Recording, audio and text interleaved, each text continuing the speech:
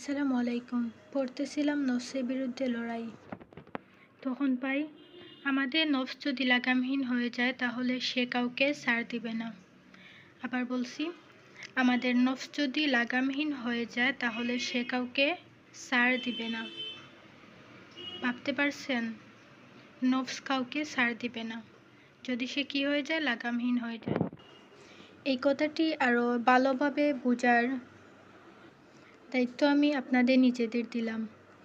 এখন এই কথাটি ভালোভাবে বুঝে আমি কি সিদ্ধান্ত নিয়েছি সেটি দেখাই।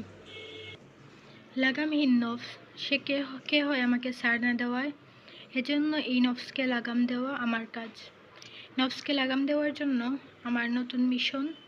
এই মিশনে আমাকে যা করতে হবে, 1 নাম্বার হলো যেটা ইচ্ছা সেটা করব না, যেটা ইচ্ছা করবে সেটা করব না। নিজের চিন্তাকে সর্বদা বর্তমানে রাখবো, না ভবিষ্যতের চিন্তা করব, না অতীতের চিন্তা করব। সবসময় বর্তমানে চিন্তা করব। নামাজে পূর্ণ মনোযোগ দিব। রুটিনে যে কাজটিগুলো লেখা থাকবে যেভাবেই হোক সেটা কমপ্লিট করতে হবে। রুটিনটা একটু পরে দেখাবো। নিজের হাত দুটো সেখানেই ব্যবহার করবে যেখানে তার প্রয়োজন। নিজের হাতকে অযথা কোনো কাজে ব্যবহার করব না। যে কাজটা হাত দুইটা করা প্রয়োজন সেই কাজটা ব্যবহার করব। আমাদের নফস যদি লাগামহীন হয়ে যায় তাহলে সে কাউকে ছাড় দিবে না। আবার বলছি, আমাদের নফস যদি লাগামহীন হয়ে যায় তাহলে সে কাউকে ছাড় দিবে না। আমার নফস আমার নিয়ন্ত্রণের বাইরে। প্রথমে তাকে নিয়ন্ত্রণে আনতে হবে, অতঃপর নিজের নিয়ন্ত্রণের মধ্যেই রাখবো। আমার নফস আমার নিয়ন্ত্রণের বাইরে চলে গেছে, আমাকে নিয়ন্ত্রণে আনতে হবে এবং তারপর সেই নিয়ন্ত্রণে রাখতে হবে। নিয়ন্ত্রণে আনা অনেক কষ্ট, নিয়ন্ত্রণে রাখা হয়তো বা কিছুটা সহজ, কিন্তু আবার দেখতে হবে যাতে সেই নিয়ন্ত্রণ থেকে বেরিয়ে না যায়। রুটিনে যে কাজ লেখাতে হবে যেভাবেই হোক না কেন সেটা কমপ্লিট করা, এই হলো রুটিন। কালকে 4 আগস্ট, আজকে সামান্য কিছু সময় রয়েছে। এই সময়ে আমি এইমাত্র এটা পড়ছি, এইমাত্র এটা ডিসিশন নিছি, এই সময় আমি অন্য কিছু করব অ্যান্ড কালকে সম্পূর্ণ দিনটা নতুন করে সুযোগ করব। কিন্তু এই যে সময় রয়েছে এখনও কালকের আগ পর্যন্ত, এই সময়টা আমি এই রুটিনের একটা নিয়ম অনুযায়ী কাটাবো। রুটিনটা হলো আমার একাডেমিক কিছু পড়া, সব 6টা সাবজেক্ট নিছি অ্যান্ড কোরআন প্রথমে পড়ব মানে রাতের বেলায় পড়ব, মেমোরাইজ করব অ্যান্ড ইউকিউএস মানে হলো আন্ডারস্ট্যান্ড কোরআন অ্যান্ড সালাহ। একটা বই আছে, আপনারা হয়তো জানতে পারেন সেটার কথা। অ্যান্ড এক্সারসাইজ অ্যান্ড জিকির। আদার্স বুক মানে এই নফসের বিরুদ্ধে লড়াই বইগুলো, মনের শক্তি বই অ্যান্ড আমার কাছে যে বইগুলো আছে সেগুলো। তারপরে নিজেকে রিওয়ার্ড দিব অ্যান্ড পানিশমেন্ট আমি সত্যি বলছি, আমি অনেক অনেক অনেক বেশি পানিশমেন্ট দিব, অনেক বড় পানিশমেন্ট দিব অ্যান্ড ইনশাল্লাহ রিওয়ার্ডও সেরকম হবে।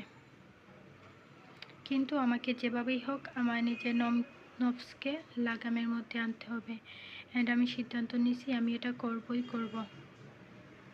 নফস আমাকে ছাড় দিবে না, বুঝতে পারছেন? নফস তোমাকে ছাড় দিবে না। আবার বলছি, নফস তোমাকে ছাড় দিবে না।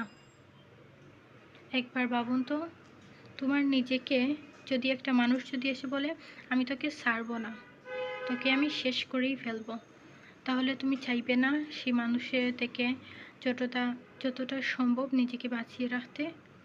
সেটা তো দেখতে পাচ্ছেন একটা মানুষ, কিন্তু নফস তোমাকে বলছে যে আমি তোমাকে ছাড় দেব না।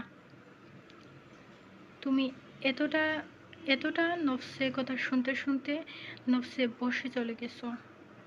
এখন নফস তোমাকে যেটাই বলবে তুমি সেটাই করবে, তোমার নিজের ইচ্ছা মতো কিছু করবে না, যেটা নফস বলবে সেটাই করবে। হয়তো এখনও তোমার কাছে কিছু সময় আছে, হয়তো বা নেই। যদি না থাকে অন্যের সাহায্য নিন, কিংবা নিজেকে এটা বিশ্বাস করান যে আমি চাইলে আমার নফসকে দমন করতে পারবো। আল্লাহর কাছে সাহায্য চান এবং নিজের সম্পূর্ণ শক্তিটুকু লাগিয়ে দিন, যেটা আমি করবো ইনশাল্লাহ। সামনে থেকে ইনশাল্লাহ সফল হব। নিজের নফসকে নিজের নিয়ন্ত্রণে আনুন। আবার বলছি, নিজের নফসকে নিজের নিয়ন্ত্রণে আনুন, না হলে আপনি ধ্বংস হয়ে যাবেন, নফসকে নিয়ন্ত্রণে আনুন। এতবার কথাটি বলার কারণ হলো, এই বই পড়ে আমি যে বিষয়গুলো জানলাম, নফস মানুষকে দিয়ে কি করাতে পারে। হত্যার মতো বড় কাণ্ড নফস তোমাকে দিয়ে করাতে পারে।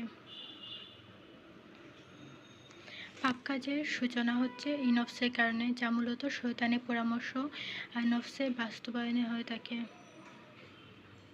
তুমি পাপ কাজে ইচ্ছে পোষণ করতে হবে না। যদি নফসকে লাগাম ছাড়া করো, লাগামহীন করো, তাহলে এই নফসই তোমাকে পাপ কাজে করাবে, নফসই সংগঠিত করাবে তোমার দ্বারা পাপ কাজসমূহ। নিজেকে বাঁচান, নিজের নফসকে নিজের নিয়ন্ত্রণে আনুন, আল্লাহর কাছে দোয়া করুন। আমার জন্য দোয়া করবেন, আপনাদের সবার জন্য ইনশাআল্লাহ আমি দোয়া করব। সবাই ভালো থাকবেন। আসসালামু আলাইকুম।